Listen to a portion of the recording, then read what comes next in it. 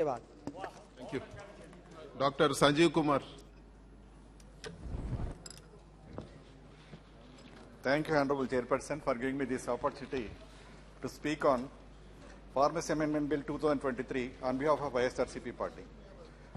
My sincere thanks to our beloved leader, Janahurdaya Neta, Sri Y. Jagannath Reddy, for encouraging me at all levels. Sir, with your kind permission, I would like to speak in Telugu now and then. Sir, the bill proposes to amend the principal act called the Pharmacy Act 1948. As we know, the Principal Act was enacted to curb the unethical pharmacy practice, which was in vogue in 1948.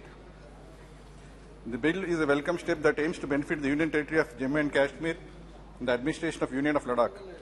This is one more step towards realizing the dream of Sabka Saath, Sabka Vikas, Sabka Vishwas. So I congratulate the Government of India and Honorable Minister for taking all care for all parts of India equally and implementing the Reorganization Act of Jammu and Kashmir. Sir, I would like to highlight two important points of the bill, sir. The bill amends the Principal Act by introducing Section 32C, wherein thousands of pharmacists who registered with the erstwhile Jammu and Kashmir Paramedical Council will have opportunity to register with the Pharmacy Council of India again within 1 year of time period. Sir, similarly, the opportunity will be given to the students who were pursuing their courses at the time of introduction of the Reorganization Act in 2019. Sir, there is a cause of concern regarding biodiversity of Jammu and Kashmir, sir, in this regard. So, with the scheme launched called Jammu and Kashmir Industrial Development Scheme, dozens of companies have come to Jammu and Kashmir. Now they are trying to do over-harvesting in medicinal plants, wherein biodiversity of Jammu and Kashmir will be at risk. So I request the Honorable Minister, what is the blueprint of Government of India in this regard? Sir, since this is a very small bill, I would like to take the opportunity to stress on few points, few challenges faced by the pharma industry and pharmacists in particular. Sir, the number one challenge faced by the pharmacist industry, pharma industry in India is over-dependence on China for APIs, active pharmaceutical ingredients. Sir, it is very astonishing to note that nearly 60% of APIs were imported from China in 2022. So this needs to be, this dependency, import dependency needs to be addressed, and I request the Honorable Minister to state, to let the House know what is the blueprint on this regard from Government of India. Sir, the second challenge is the risk of e-pharmacy. It is a twofold risk, sir. One is lives of the patients in pharma and in e-pharmacy is at risk. So that has to be addressed by separate legislation by Government of India. And the number two risk of e-pharmacy is the privacy of patient data. That can be very astonishing if it goes into unscrupulous hands. Sir, one important point which we should think as a nation is people are calling India's pharmacy of the world. Sir, to me as a doctor, when I scrutinized all the data from the internet, I noted that we are supplying medicines to nearly 140 countries. So the medicines which we are supplying are very cheap. So for example, we are supplying 1 lakh tablets and getting just 10,000 rupees. This indicates that we are a labor-driven economy rather than a knowledge-driven economy. So in this situation, can we call ourselves as pharmacy of the world? Since we are supplying only cheap drugs, only labor-oriented drugs, we are not supplying quality drugs. We are concentrating more on the quantity rather than on the quality. Sir, since 7 decades, we concentrated on pharmaceuticals and we have neglected pharmacists and pharmacy practice in India. As we know, our doctor population ratio is 1:834 when we include all the systems of medicine like allopathy, Ayurveda, Unani, and other specialties. Whereas the WHO has recommended 1:1000.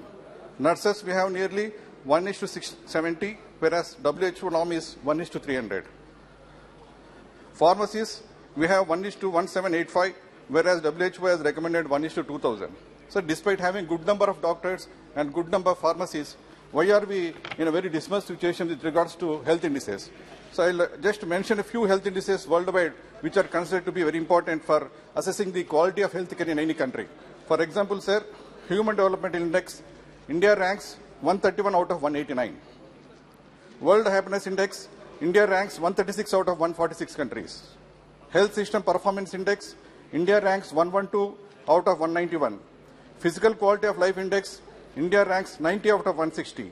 Out-of-pocket expenditure in India is highest in the world. It is nearly 50%.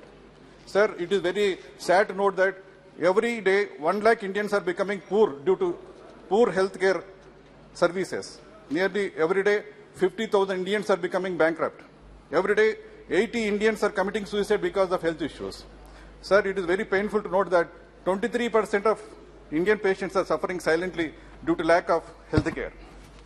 Sir, coming back to the pharmacy situation in healthcare of India, nearly 6 challenges we are facing, sir.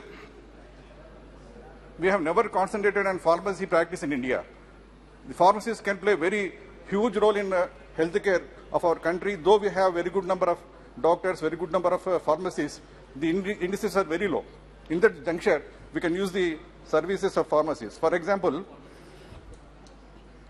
we can use the service of pharmacists for explaining the patient, counseling the patient about mode of drug administration, counseling the patient about the other care should be, what are the other points should be taken care of in the recovery period. So we need to train the teachers. We don't have appropriate number of teachers to train the pharmacy graduates. So pharmacy practice need to be concentrated. So now there is no real-time training of students in hospitals and medical colleges. We are training our nurses, we are training our doctors, but we are not training our pharmacy students in medical colleges. That need to be taken care of. Sir, there is a lack of networking among pharmacy institutions. For example, this is a upcoming subject in India. So we need to have good networking among different pharmacy institutions so that the faculty and the students can be exchanged and so that pharmacy practice can be implemented the shortest possible time in India. And also, sir, like for MBBS students, we don't have community training programs for pharmacy students. This is being done in many countries, but in India we are not doing that. And likewise, there is no interaction between pharmacy students and clinicians at OP level or at hospital level. And also we need to sensitize our students who are running away abroad for good avenues regarding pharmacy jobs. Sir, to conclude, చరిత్ర తెలియని వాడు చరిత్ర సృష్టించలేని పెద్దలు అంటారు.